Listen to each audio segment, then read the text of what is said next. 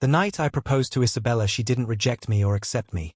Instead, she asked for time, telling me honestly that she didn't want any regrets in her life and that before accepting my confession she wanted to confess to the man she'd secretly loved for years because she wanted to experience a love without regrets. And hearing that, my mind went blank as I wondered if I was some kind of fool since I wasn't there to collect someone else's leftovers.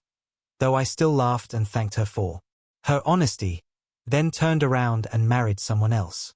Later she called again, saying, "Benjamin, I'm ready to accept your proposal now. Go ahead and make the arrangements." But it was my wife who answered the phone and chuckled while saying, "Sorry, he's already my husband." That became chapter 1 in my memory, the 7th year of my relationship with Isabella, when I'd been preparing a special surprise for her birthday. A marriage proposal I had planned for a long time, from the ring to the venue, filling every detail with my love for her. And that night, with soft lights and gentle music, I felt everything was perfect as I gathered the courage to kneel and take out the ring symbolizing eternal commitment and ask, "Will you marry me?" while people around us cheered, say yes, making me believe the moment would be one of the most beautiful in my life until everything fell apart when she hesitated, her eyes full of complicated emotions, and asked, "Benjamin, could you give me some time?" saying she didn't want any regrets and that before marrying me she wanted to confess to another man so she could experience at least once what a love without regrets felt like. And when I heard that, it felt like a blow to the chest that left me stunned as she added, "When that's over, I'll say yes to you without hesitation." Though her promise meant nothing to me anymore, and the lively room fell silent while I stood there dazed. In chapter 2 she tried to explain herself when she saw my expression, asking me to believe her and insisting she really liked me and knew I'd make a great husband someday. But her voice trembled as she said she didn't want regrets and that since I knew her feelings were sincere I should understand. And even though my heart was full of confusion and disappointment, I forced a faint smile, pretending I wasn't affected while inside it felt like my heart was tearing apart as I realized I had always been nothing more than a backup lover. Then she gathered her courage and confessed to her male friend Daniel, her eyes nervous and hopeful as she softly asked, "Daniel, would you be willing to have a relationship with me? One that will never regret?" Her voice trembling but her determination clear. And Daniel looked at her tenderly at first with surprise that quickly shifted into smug satisfaction as he turned to look straight at me with a provoking stare as if showing off his victory before answering her right in front of me with a devoted expression, "I'm willing, Isabella," his voice full of joy and triumph like he'd won a priceless treasure. I stood there frozen, burning with humiliation and anger as the two of them didn't bother to hide anything, getting together right before my eyes. And all I could think about was how she once claimed that if anything were meant to happen between them it would have happened long ago. And I, like an idiot, had believed her, convinced our relationship was real until the truth proved how foolish I'd been. People had warned me that Isabella and Daniel were unusually close, but I'd been too blinded by love to see who they really were, thinking I could change everything but becoming nothing more than the punchline of their cruel joke as that shameless couple wrapped their arms around each other and started kissing passionately in front of everyone's shocked eyes. Their behavior stunned the crowd and people whispered in disbelief, unable to comprehend what they were seeing. And I stood there watching it all unfold with my heart full of helplessness and pain while Daniel glanced at me from the corner of his eye as if mocking my weakness and powerlessness, a gleam of triumph in his eyes that said he had won. And rage clouded my mind and boiled inside me with nowhere to go until before I knew it I lunged forward and landed a solid punch on Daniel's face, sending him to the ground as I pinned him and hit him again and again, the fury inside me erupting like a volcano that consumed every bit of reason I had left. Only then did the onlookers snap out of their shock and rush in to pull us apart, trying to stop me with their overlapping voices as they tried to calm the chaos, and Isabella rushed to Daniel's side, shielding him behind her as she glared at me with accusation in her eyes and demanded, "Benjamin, what right do you have to hit Daniel? What has he ever done to you?" Her voice sharp with anger and disappointment, her expression full of disgust and contempt as she snapped, "Coldly apologize to him right now or I'll never forgive you." I let out a bitter laugh dripping with irony and self-mockery before my chest suddenly tightened as if an invisible hand had gripped my heart and squeezed until I could barely breathe. Because the scene before me was like a blade cutting apart the last illusion I had about love, and the woman I cherished and protected and treated like a treasure was now passionately kissing another man right in front of me. Her lips, the same lips I had kissed countless times, pressed against someone else's. And my heart shattered like porcelain falling from a height, breaking into sharp fragments that pierced deeper and deeper until I could hardly breathe. You too. I tried to speak, but my throat tightened painfully and no sound would come out. Chapter 04 began when she turned to me without remorse, her gaze even defiant, saying, "I just want to have another relationship before marrying you." And those words struck me like lightning, leaving my ears buzzing as I stood frozen, unable to believe she had actually said that. And she added, "Besides, what law says I can only love one person," in an offensively casual tone that made the anger inside me impossible to contain, though I knew that if I let it take over she'd only feel more satisfied. So I forced myself to stay calm and said, "Let's end this. If you choose her, then stay with her. I wish you both the best." My friends saw this and rushed over to defend me, shouting, "Isabella, how can you be so despicable? Benjamin has been so good to you, how could you do this to him? Aren't you ashamed of what you're doing?" And facing their accusations, Isabella showed no shame, pretending to feel wronged and bursting into tears even though there wasn't a trace of regret in her eyes as she complained, "What's so despicable about what I'm doing? Insisting I'm still going to marry Benjamin. I didn't say no to his proposal, I just asked him to wait a little longer," stubbornly justifying herself as she asked, "What have I done wrong?" as if she truly didn't know. Her frivolous, cynical words leaving everyone speechless until they exchanged glances and shook their heads helplessly. While my friends looked at me with pity and patted my shoulder as if saying Isabella was beyond redemption. Chapter 05 found me standing in silence with my heart turned into a wasteland as I realized that from that moment the love I had for Isabella was truly dead. And she said, "Yes, that's a good idea. To keep Daniel from getting jealous, let's break up for now," in a soft but firm voice as if declaring an irreversible decision. Then added playfully and commandingly, "But promise me you'll wait for me, okay? Don't get involved with anyone else." And I laughed out of pure rage at Isabella's logic, wondering where she got that confidence and if she really thought I was her puppet she could control at will, wanting to open her head to see if there was anything inside besides shit. A thought that startled me even as the fury stripped away my reason and made me think whatever came to mind. Because that was Isabella, acting on impulse without caring about consequences. Without looking back, I walked out of the private room with a shattered heart, 7 years of relationship ending with brutal ease, and just as I was leaving, Daniel, who had stayed silent and merely observed, finally spoke in a deep, calm voice saying, "Isabella, aren't you worried that someone might take him away from you along the way? After all, a man like him doesn't come around every day, and if it happens..." And she replied confidently, "No need to worry. He loves me so much that when I snap my fingers he'll come like a dog, kneel down and beg me to marry him. Don't worry." Hearing that, I couldn't help but laugh bitterly inside as I finally understood that to her I was nothing more than a simp, a pagafantas, a disposable plan B she could use and discard whenever it suited her. And Daniel added, "Yeah, of course. A simp like him will end up exactly like that." Which made me sick to my stomach as Chapter 06 began and Daniel changed the topic with, "Enough about that. What should we do next?" And Isabella replied shyly, "What do you mean, what should we do? Of course, what boyfriends and girlfriends do together." And that night, for the first time in my life, I got drunk. Completely drunk. Though alcohol couldn't numb the pain in my heart and only made me more aware of my misery, because saying I wasn't sad or heartbroken would be a lie, since 7 years of love had ended for no apparent reason and ended completely, leaving my heart feeling torn apart and unbearably painful. The next afternoon, a little after 3, sunlight streamed in through the gaps in the curtains and across my face as I slowly opened my eyes on the couch at my friend Romeo's place, rubbing my bleary eyes and trying to clear the hangover while Romeo sprawled on the other couch, snoring loudly as if last night had been nothing more than an insignificant dream to him. And I shook my head gently with a bitter feeling rising inside before sitting up, patting my dizzy head, and trying to clear my mind, only for those unpleasant memories to flood back like a tidal wave. My proposal had failed and my girlfriend Isabella had run off with another man. Ridiculous as it sounds even to me, because after 7 years of love and devotion all I had left was heartbreak and disappointment. I stared blankly for more than 10 minutes before an unbearable thirst pushed me to the fridge, where I grabbed a bottle of water and gulped it down, the cold water sliding down my throat but failing to calm the storm inside me.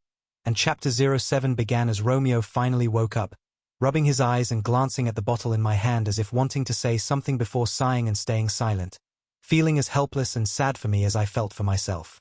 By the time I left Romeo's place and went home, it was already past 7 in the evening, and the empty, quiet house felt so still I could hear my own breathing, with everything inside exactly the same as before and not a thing out of place, which told me Isabella hadn't come home last night.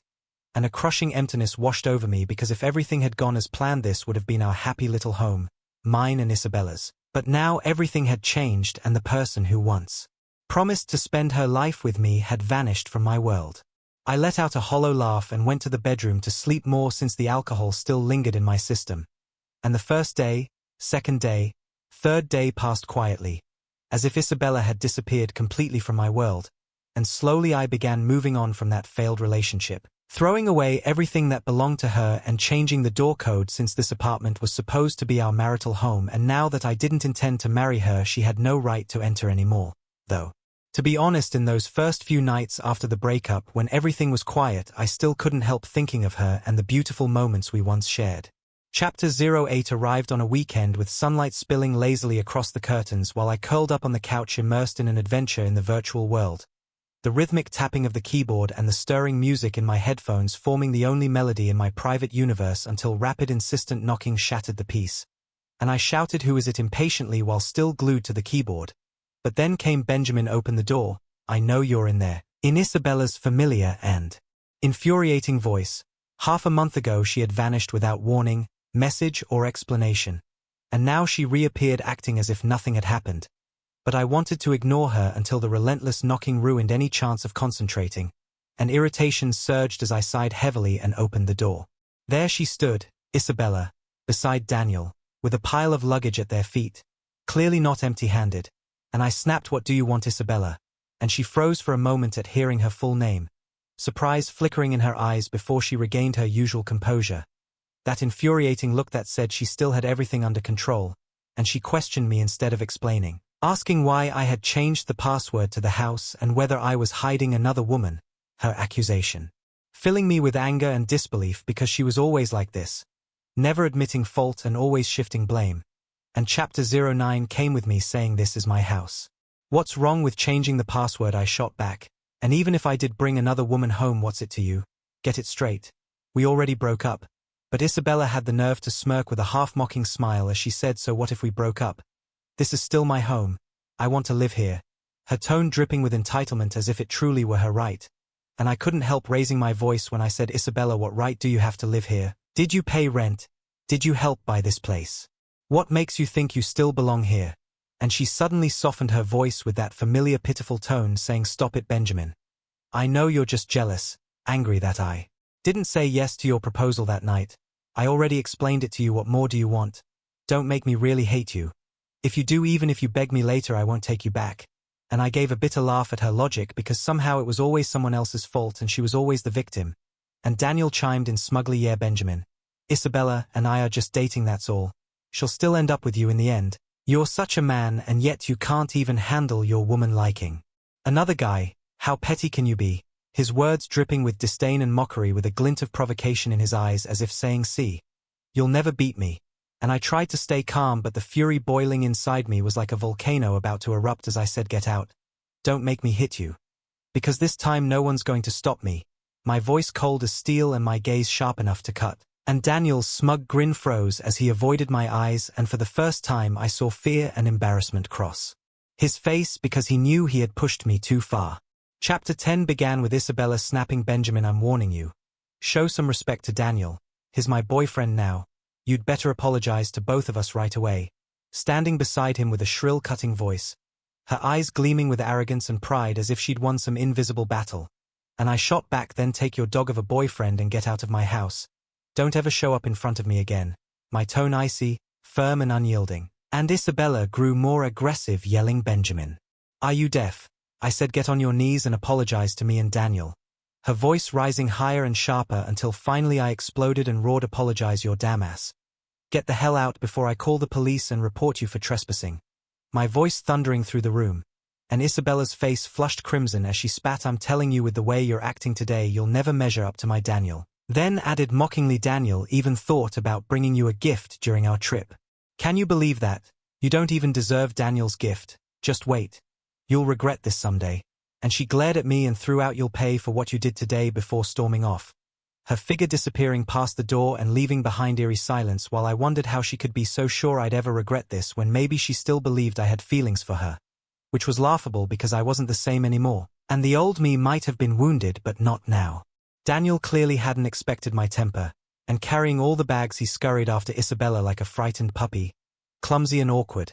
and watching him retreat gave me a strange sense of satisfaction as I learned that Isabella had been traveling with Daniel for the past half-month, and for the sake of this so-called no-regrets love affair she'd even blocked me on WeChat and deleted my number, which is why I didn't know where she'd gone until a friend later told me they had already started their new life together. Chapter 11 unfolded downstairs in the complex where the night was ink-dark and the streetlights cast a dim yellow glow as Isabella stormed off. And Daniel called out, "Isabella, where will you live after this?" His voice carrying faint concern, and she stopped and turned, her anger shifting to thoughtful consideration before her eyes hardened with resolve as she said, "I'll live with you." And hearing that, Daniel felt a rush of panic even though their relationship had progressed because moving in together still felt sudden to him. Daniel hesitated, whispering, Is that okay? What if Benjamin finds out?" Isabella smiled slightly, her tone light and teasing as she answered, "Daniel, we're boyfriend and girlfriend now. What's wrong with living together? It's only natural. Do you dislike me or something?" Daniel hurriedly shook his head, an awkward smile tugging at his face. "How could I dislike you? I'd be thrilled." He paused, still uneasy. "But didn't you two say you were breaking up temporarily?" Isabella's gaze softened a little and she replied quietly, "Yes, we're only temporarily broken up." Then, with a trace of mockery, she added, "He's only fit to be a husband, not a boyfriend. If you want romance, you should pick someone like you." She looked at Daniel with a gentle light in her eyes, and Daniel nodded, warmth rising inside him. "Right. Benjamin's all work and no fun. He's got no sense of romance at all." He grinned mischievously. "So how long do we plan to date?" Isabella thought for a moment. We'll see how it goes. Just thinking about how he treated you earlier makes me so mad.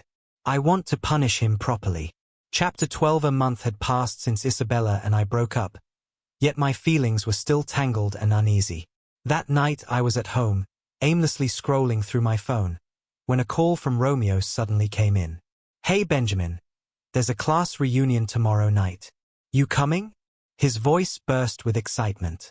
I thought about it for a second, and since I didn't have any plans, I said yes.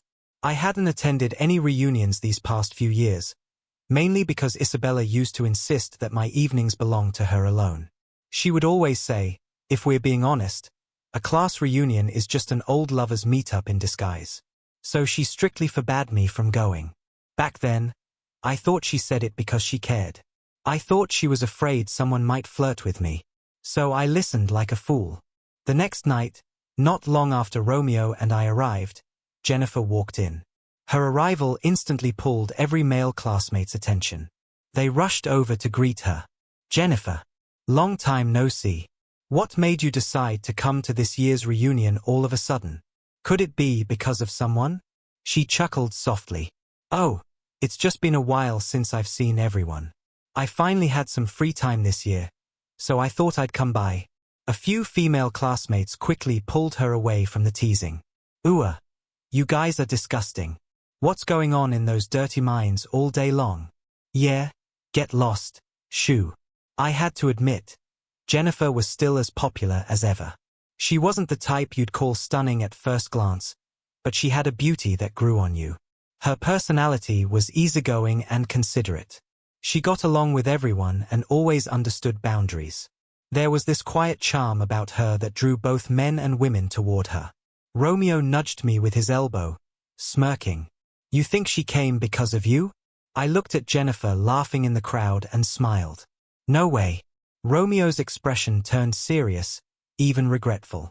"You really don't know, do you? Back in college she had a crush on you. We all knew it. Except you, you clueless fool." I couldn't help feeling surprised. Thinking back, there had been signs. We went to classes together, ate together, did homework together. But I had always assumed we were just friends. Chapter 13 When Romeo mentioned Isabella's name, it felt like swallowing a fly, disgust twisted in my gut. "Don't say that disgusting name," I snapped, frowning, my irritation spilling through my voice. At this point, I felt nothing for Isabella anymore. Only revulsion. Sweet memories had rotted into thorns. Every time she crossed my mind, I felt sick. Romeo didn't care about my mood. He dragged me forward to say hello. Jennifer, gorgeous as ever. Where have you been making all that money lately? Care to share some of that luck with your little brother? His tone was playful. Jennifer laughed. Oh, Romeo, the rich young master, don't mock me. I was hoping you'd be the one to show me how to get rich. Her words made everyone laugh. Then she turned to me, smiling softly, her eyes warm. Long time no see, Benjamin. How have you been lately? I felt awkward and scratched my head without thinking. I've been okay. It was simple, but it was true. Ever since the breakup, my world had lost its color. Every day felt dull and empty. Romeo refused to let the topic slide. Just okay? Come on. This guy got rejected when he tried to propose not long ago. Jennifer caught on, grinning. Seems like your taste in women isn't that great, Benjamin. How about you try proposing to me instead? Chapter 14. The moment she said it, the air between us shifted. A strange tension settled over the room. I knew she was just joking, the kind of banter friends toss around, but somehow, it still stung inside. After all, being rejected wasn't exactly something I was proud of. Luckily, everyone here were old friends, people I used to be really close with, and tonight's gathering was just among us. Those I wasn't that close to, like Isabella, weren't here. Thinking about that gave me a small sense of relief.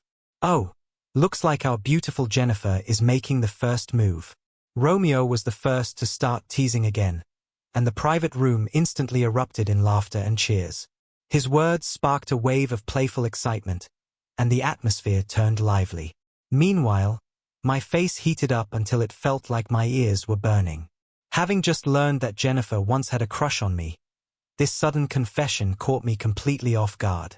I stammered, unable to form a full sentence, my heart swirling with mixed emotions. Mostly I was unsure. Was I really ready to step into another relationship again? Sensing my discomfort, Jennifer playfully hit Romeo on the arm to redirect the attention. Will you stop talking nonsense already? Her movements were light, natural, and they gave everyone an easy escape from the awkward tension. Thanks to her, the atmosphere slowly settled back down. Chapter 15. When the reunion finally ended, the sky had already grown dark and the city lights were beginning to fade into the distance. Romeo and the others, almost as if they'd rehearsed it 1,000 times, shared a knowing, mischievous smile before gently nudging Jennifer toward me. Benjamin, you and Jennifer live in the same direction. You should give her a ride home, Romeo said. His voice echoed in my ears, distant yet clear, as if the words floated from far away. A moment later, they all scattered like the wind, leaving Jennifer and me standing together beneath a dim streetlight. Our shadows stretched long on the pavement, weaving into one. On the drive back, soft music filled the car. We talked aimlessly, about the weather, work, and the moments we'd missed over the years. Every word was cautious and careful, as if we were both afraid of brushing against the tender parts of our hearts. But that calm didn't last. Jennifer suddenly turned toward me, her eyes shining with a seriousness I had never seen before. The thing I said during Truth or Dare, have you thought about it?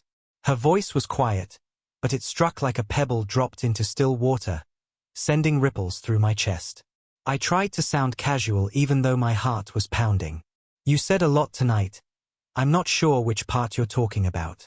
It was half a deflection, half a test. I wanted to see whether the truth behind her teasing was what I hoped it might be. To my surprise, Jennifer didn't hesitate for even a second. She looked right at me and said the words that stopped my heart. Let's be together. My foot slammed the brake by instinct. The tires screeched, and the car lurched to a sharp stop at the side of the road. I turned to her.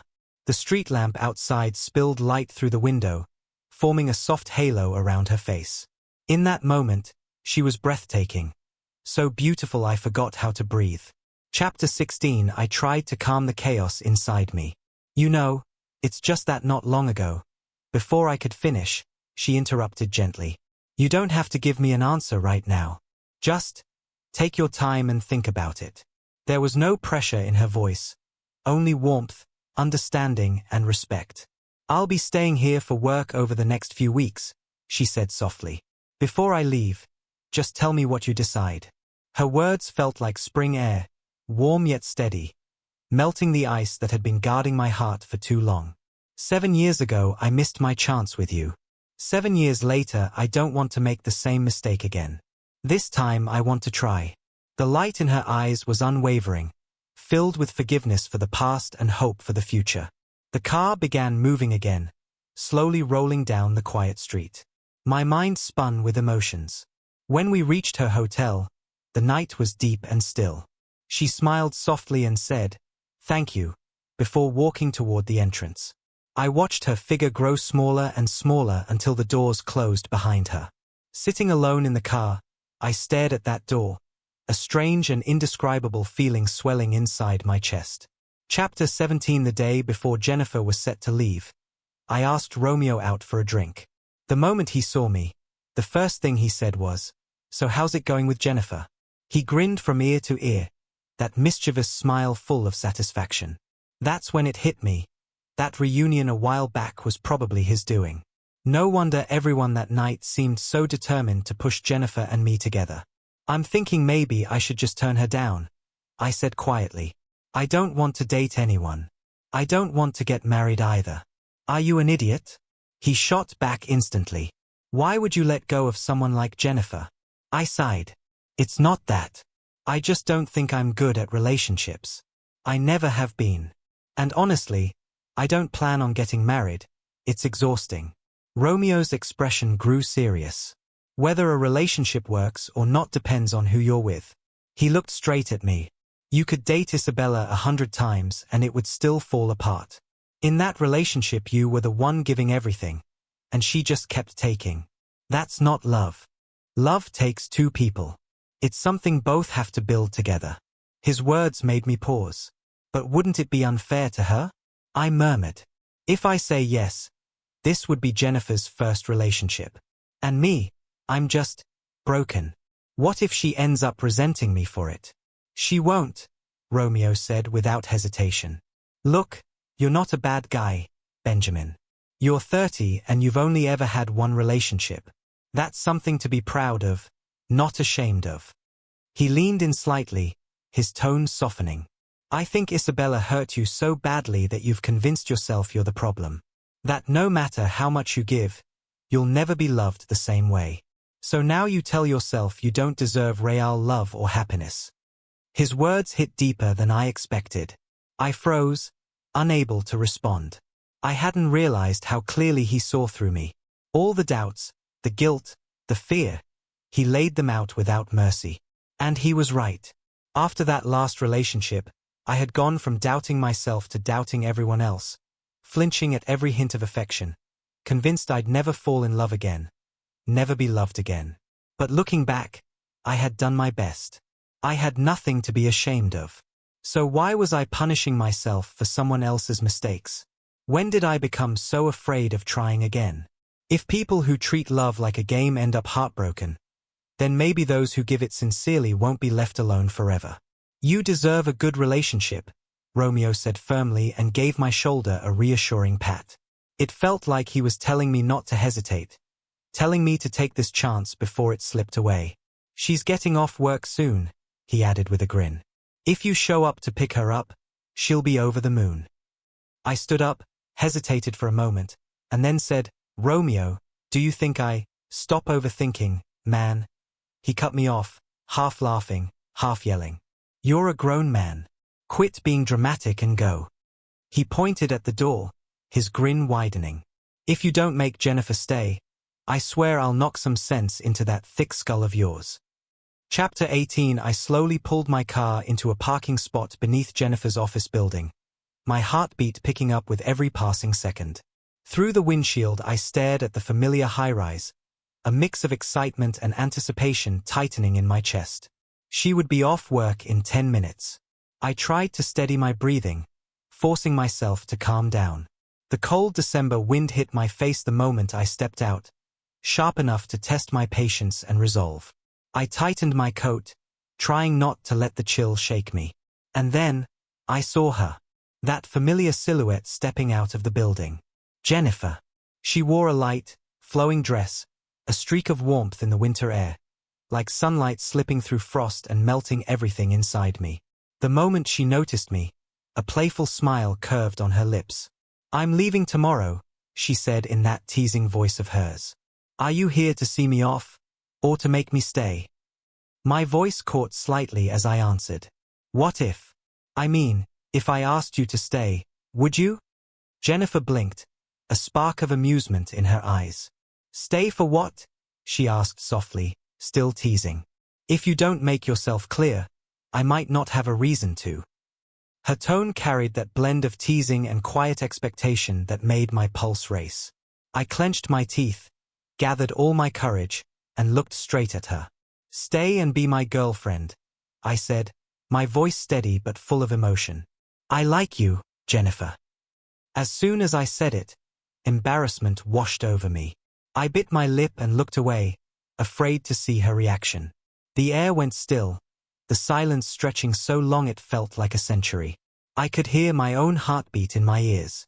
And then, Jennifer stepped forward and slipped into my arms. "It's freezing," she murmured sweetly. "Hold me tighter, my boyfriend." Then she added in that soft, playful tone only she could pull off, "I want hot pot. Can you take me to eat hot pot?" For a moment I just stood there, stunned. Then warmth surged through me. I wrapped my arms around her and smiled from the heart. "Of course," I said quietly. "Let's go. I'll take you to the best hot pot place in town." Chapter 19. The bar was dimly lit, the music low. Isabella and her close friend Miriam sat in a corner booth, 2 empty cocktail glasses in front of them. This was their regular spot, a familiar, slightly foreign bubble they always came back to for gatherings.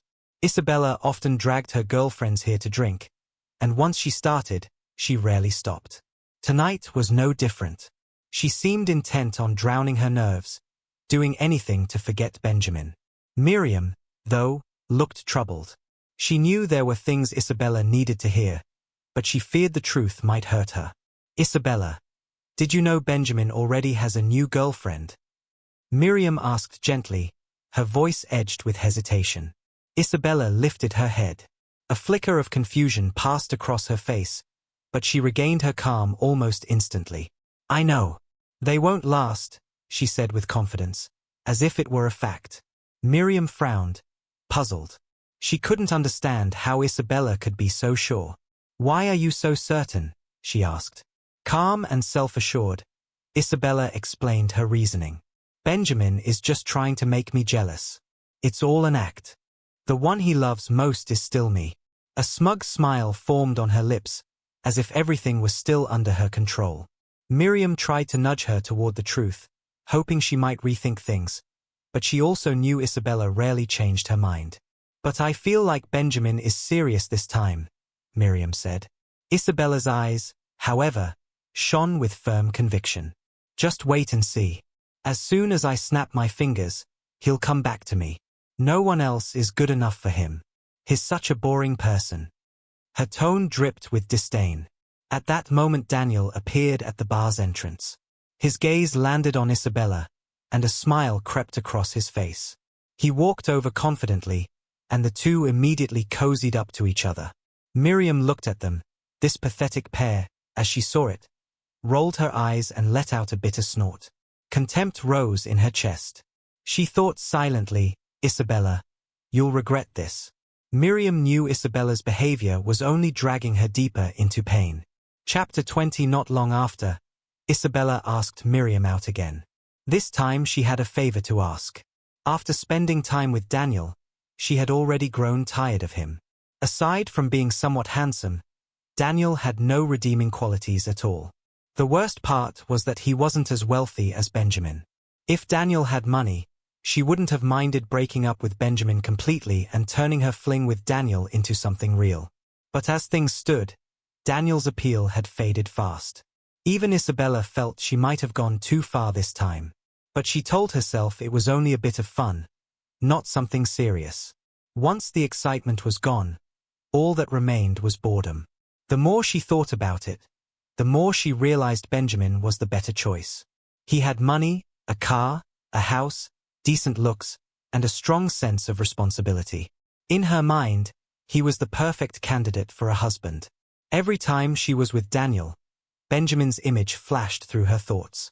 When she had been with Benjamin, she'd thought of him as nagging, always reminding her of things, always worrying about her. But everything he said was for her own good. Whenever she got drunk, no matter how late, one phone call and Benjamin would show up to take her home, staying awake all night to look after her. Daniel, on the other hand, was just a drinking buddy. They usually got wasted together and then called someone else to drive them home. Some people seem annoying when you're with them. Too quiet, too proper, too boring. Benjamin had been that kind of person to her. He didn't drink, didn't smoke, and his world revolved entirely around work and her. In short, Benjamin was a perfect man, and ironically, that was exactly what made her restless. She wanted to try something different, to see what other men were like. Miriam finally broke the silence. "So what's this about, Isabella? Why did you ask me out?" Isabella stirred her drink slowly. "Can you tell Benjamin that I'm planning to break up with Daniel? Ask him to get ready." Miriam hesitated. She didn't want to get involved, not this time. But remembering how Isabella had helped her in the past, she reluctantly agreed. "Fine," she said at last. "I'll help you this one last time. But you'd better be prepared." Her voice turned icy. "Benjamin isn't coming back this time." Chapter 21. When Isabella heard those words, her heart sank. She knew her choices might drive Benjamin away for good. But deep down she also understood she couldn't go on like this. Something had to change. Taking a deep breath, she said, "I understand. Thank you for the reminder. I'll think about it carefully." Back home, Isabella lay in bed tossing and turning as her thoughts spiraled. She replayed her memories with Benjamin. Those gentle, sweet days that felt so close yet so far. She remembered his kindness, his patience, his warmth, his quiet devotion.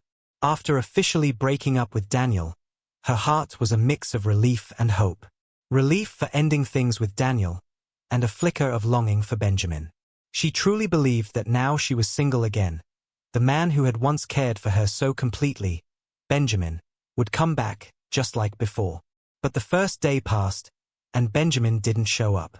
Isabella told herself he was probably busy. Maybe he needed time to think. Then came the second day. The third. A week went by, and still there was no sign of him. Benjamin didn't come to her door like he used to, begging her to take him back. Anxiety started eating at her. She kept checking her phone again and again, hoping to see his name appear on the screen. But the phone stayed silent. No calls, no messages, nothing from him. Convinced Miriam hadn't delivered her message, Isabella exploded at her over the phone. The argument escalated into shouting. Finally, fed up, Miriam snapped, "You brought this on yourself. You had a good man and threw him away for a pretty face. Now you regret it? Too late." Furious, Isabella ended the call and declared their friendship over. And Miriam, exhausted by Isabella's endless drama, simply hung up without another word. Chapter 22. After waiting so long without hearing from Benjamin, Isabella started to panic. She began to reflect on her own behavior, realizing that she might have truly hurt Benjamin. Forget it. This time she had gone too far. She decided to take the initiative and call him, to sincerely apologize to Benjamin. Maybe, if she gave him a taste of sweetness, he would come back to her, Isabella thought silently to herself. She began to imagine how delighted Benjamin would be when he received her call. Unconsciously, the corners of her lips curved upward slightly. Finally, Isabella gathered her courage and dialed Benjamin's number. The ringtone echoed for quite a while, repeating again and again. With each ring, a strange anxiety slowly rose within Isabella's heart. She sat on the sofa, her fingers tapping the armrest involuntarily, her eyes staring blankly ahead. It was as if she were waiting for something important to happen. In the past, Benjamin would have picked up on the very first ring. He had always responded to her call immediately, no matter if it was late at night or early in the morning. No matter how busy he was, he would always make time to talk to her for a bit. But now the phone just kept ringing, with no one answering. It filled Isabella with an unprecedented sense of unease and disappointment. Finally, after what felt like an eternity, the call was answered. At that moment, Isabella's tense heart finally relaxed. She let out a small sigh of relief, the corners of her mouth lifting slightly. She thought, "See, Benjamin still loves me to death. How could he possibly ignore my call on purpose?" It had been more than 2 months since Isabella last called Benjamin.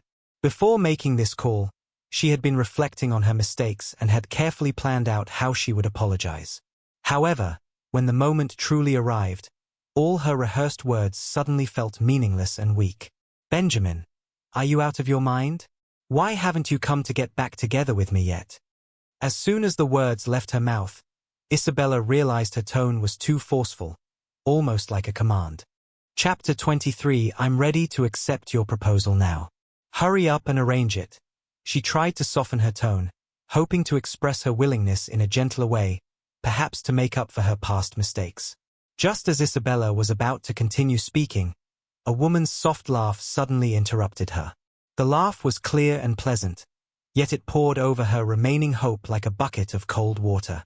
"Sorry, but he's already my husband." Jennifer spoke gently, her voice calm and composed. "I'm afraid he can't propose to you anymore, Isabella." At that moment, Isabella froze. Her hand trembled, nearly dropping the phone. "Jennifer." That voice was not unfamiliar to her. She clenched the phone tightly, as if she could crush it in her grip, uncertainly uttering the name. "Miss Isabella, you're quite clever. One guess and you got it right." Jennifer's tone remained steady and calm, completely unshaken. "Where's Benjamin? Let him answer the phone." Isabella nearly shouted, her voice filled with anger and resentment. "He's in the shower right now," Jennifer replied evenly. "If you have something to say, tell me, I'll pass it along." "Jennifer, you bitch." Isabella finally lost control of her emotions, blurting out the curse. But before she could finish, the call was disconnected. When she tried to call again, she realized the number had been blocked. At that moment, Isabella completely broke down. She hurled her phone onto the floor with a sharp crack. The screen shattered instantly, fragments scattering everywhere, just like her heart, broken beyond repair. I came out of the bathroom and gently wrapped my arms around Jennifer from behind, leaning down to whisper in her ear, "Who was that?" Jennifer turned to me with a smile and said, "Your ex-girlfriend. She wants you to propose to her." I frowned, puzzled. Am I insane? Why would I ever want a trashy woman like that when I already have such a wonderful wife? Jennifer and I hadn't officially registered our marriage yet, but our families had already met. In a few days, once the auspicious date arrived, we'd hold the engagement banquet and complete the marriage registration, 2 of life's biggest events, together. As for an ex like Isabella, I no longer had any trace of attachment. Chapter 24. I knew that eventually Isabella would come back to me, but I no longer loved her. I didn't want to play this endless game with her anymore. When we met again, Isabella looked lost and broken. Her eyes were red and swollen, bloodshot as if she had cried all night. Her makeup wasn't as refined as before, but her face was still beautiful. I, on the other hand, was the complete opposite. I had slept well the previous night, and my spirit was full of energy. As Jennifer and I were walking home hand in hand, I saw Isabella standing at the entrance of my neighborhood. When she turned and saw me, she froze for a long moment. It felt like one of those slow-motion scenes in movies where ex-lovers meet again after a breakup. Only this time, our reunion would not have a happy ending. We could never go back to what we once were. I had Jennifer now, and I could never betray her. Isabella called my name softly, just like she used to, "Benjamin." I stood still, expressionless. So this was what it felt like to truly let go. That even when the woman I once loved and hated stood before me again, my heart remained calm, like still water. "Benjamin, I'm back. Let's get married." Isabella's eyes stayed fixed on my face, filled with gentleness and longing. "Benjamin, let's get back together. I know I was wrong. I promise I won't act out again. I won't make trouble anymore." She spoke with sincerity, and by the end, I could even hear a trace of humble pleading in her voice. That was something I could never have imagined before. But it was too late, Isabella. Not every apology can earn forgiveness, and not every broken mirror can be made whole again. Chapter 25. A wave of indescribable emotion rose within me, a mix of relief and bitterness. The sweet memories of the past resurfaced as if they had just happened yesterday, but now all that remained between us was coldness and distance. I knew this relationship had reached its end. There was no turning back. Sensing the slight tremor in my hand, Jennifer gently tightened her grip and gave me a comforting smile. Her warmth gave me strength and made my decision even clearer. I knew I couldn't let the past ruin my present happiness, nor could I betray Jennifer's love and trust. Isabella, it's over between us. Leave. I don't love you anymore. My voice was calm and resolute, as though declaring an irreversible truth. A flicker of shock flashed across Isabella's eyes, soon replaced by pain and unwillingness. She bit her lower lip hard, her voice trembling. Benjamin, listen to me. I was just fooling around with Daniel. My heart has always belonged to you. You think I'd believe that? I replied coldly, my eyes as still and lifeless as stagnant water. Isabella's heart sank, but she still refused to give up. Her trembling hands reached into her bag, taking out a delicate velvet ring box. Like a child presenting a precious treasure, she carefully held it out to me, her eyes full of desperate hope. Look, I bought a ring. I still remember your finger size. It'll fit perfectly. I didn't take it. Instead, I took a step back. Isabella, I have a girlfriend now. And in a few days, we're getting married. Don't make this uglier than it has to be. Let's just part peacefully. Isabella suddenly lost control, shouting hysterically. You're lying. You two are just pretending. You're doing this on purpose to make me jealous, aren't you? Come with me. This time I promise, after we get married, we'll live well together. I'll give you a big healthy baby boy. Isabella, I don't want to waste more words with you. Just leave now. My tone grew impatient. Enraged and humiliated, Isabella screamed, her voice shrill and piercing. Benjamin, Jennifer only loves you for your money. I'm not like her. Chapter 26. I stared at her coldly and asked, so what, Isabella? You mean you liked me, just me, as a person? Isabella was rendered speechless, her face stiff, her heart filled with defeat. Don't think every woman in the world is like you. Vain, greedy, and obsessed with drama. My tone carried a biting sarcasm. A few curious onlookers began to gather around, stopping to watch the scene unfold, whispering among themselves. Perhaps startled by the sudden authority in my voice, Isabella froze for a moment.